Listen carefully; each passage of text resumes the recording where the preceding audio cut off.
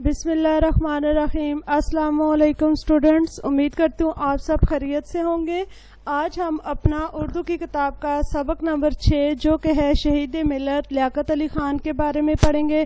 تو بچے آپ لوگ اپنی بکس کھولیں، صفحہ نمبر 18، بک کا سب پیج نمبر 18، صفحہ نمبر 18 کھولیں۔ شہید ملت لیاقت علی خان۔ لیاقت علی خان کون تھے؟ لیاقت علی خان ایک عظیم لیڈر تھے جنہوں نے قائد اعظم اور باقی رہنماؤں کے ساتھ مل کر پاکستان بنانے میں بہت زیادہ محنت کی، مدد کی قائد اعظم کی۔ ٹھیک ہے، تو آج ہم ان کے بارے میں پڑھیں گے۔ قائد ملت خان لیاقت علی خان کا شمار ان لوگوں میں ہوتا ہے جو پاکستان کے لیے پیدا ہوئے، پاکستان کے لیے جیے اور اپنی جان پاکستان کے لیے قربان کر دی۔ آپ آل انڈیا مسلم لیگ کے سیکرٹری اور قائد اعظم کے قریبی ساتھیوں میں سے تھے۔ ٹھیک ہے، آل انڈیا مسلم لیگ ایک جماعت تھی ہندوستان میں مسلمانوں کی جس میں الگ وطن پاکستان کے لیے، جن کا مقصد تھا کہ الگ وطن پاکستان ان کے لیے حاصل کیا جائے۔ تو آپ آل انڈیا مسلم لیگ کے سیکرٹری تھے، ٹھیک ہے، اور قائد اعظم کے قریبی ساتھیوں میں سے تھے۔ آپ 1895 میں 1895 کو کرنال میں پیدا ہوئے۔ آپ کا سلسلہ نسب ایران کے مشہور فرمانروا نوشیروان سے ملتا ہے۔ مشرقی پنجاب اور یو پی میں آپ کے خاندان کی بہت سی جاگیریں تھیں، جاگیریں یعنی کہ زمینیں تھیں۔ آپ نے ابتدائی تعلیم یو پی میں ہی حاصل کی، بی اے علی گڑھ یونیورسٹی سے کیا اور قانون کی تعلیم حاصل کرنے کے لیے انگلینڈ جا کر آکسفورڈ یونیورسٹی میں داخل ہو گئے۔ 1921 میں قانون کی ڈگری حاصل کی، یعنی کہ آپ وکیل بنے۔ تعلیم سے فارغ ہونے کے بعد آپ دوبارہ ہندوستان آ گئے اور سیاست میں حصہ لینا شروع کر دیا۔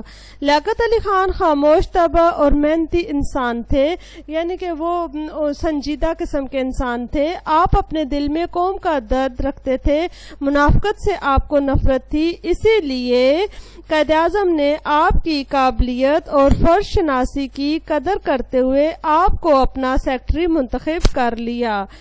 1937 سے 1947 تک آپ نے بطور سیکرٹری اپنے فرائض نہایت خوش اسلوبی اور تندہی سے انجام دیے، یعنی کہ اچھے طریقے سے آپ نے اپنے جو فرائض تھے وہ انہیں انجام دیا۔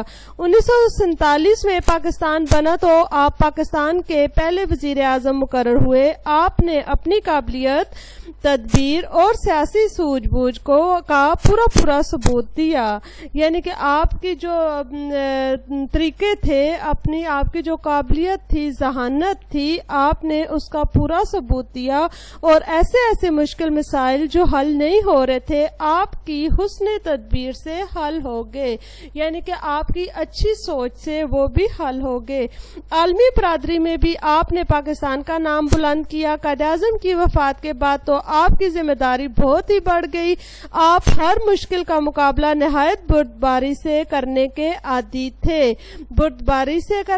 تھے، یعنی کہ کسی بھی مشکل کو آپ اپنے اوپر سوار نہیں کرتے تھے بلکہ صحیح برداشت سے اسے حل کر لیتے تھے۔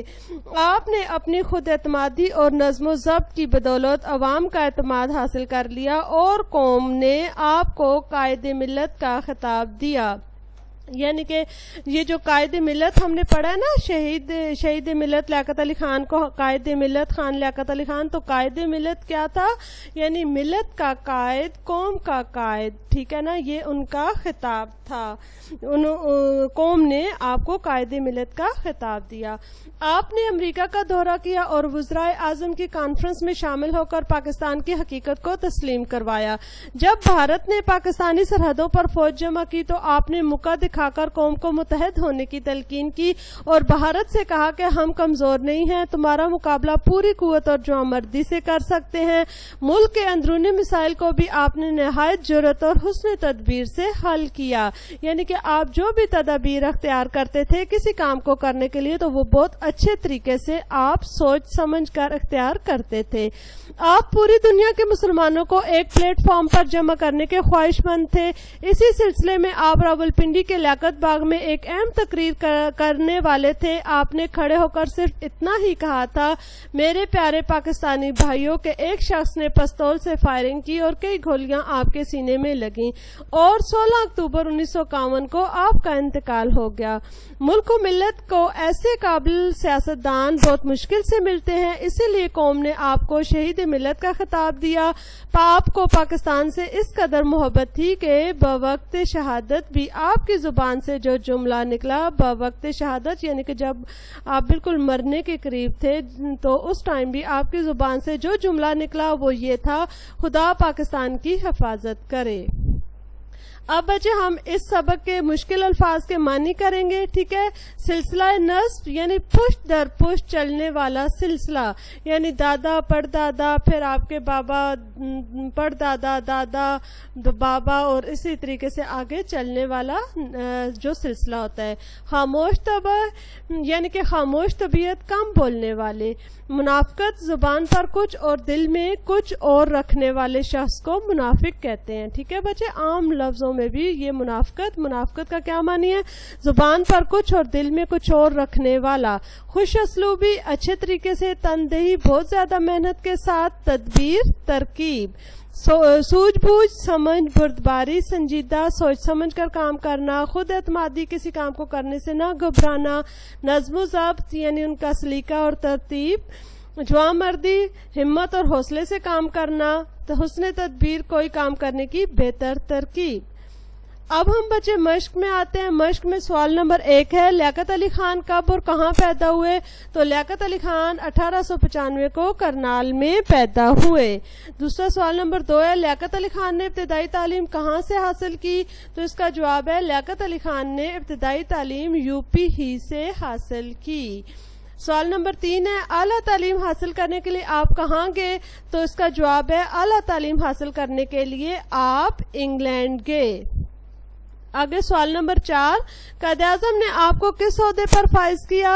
कायद-ए-आज़म ने आपको सेक्रेटरी के ओहदे पर फाइज किया। सवाल नंबर 5 है, जब भारत ने पाकिस्तानी सरहदों पर अपनी फौज जमा की तो लियाकत अली खान ने क्या कहा?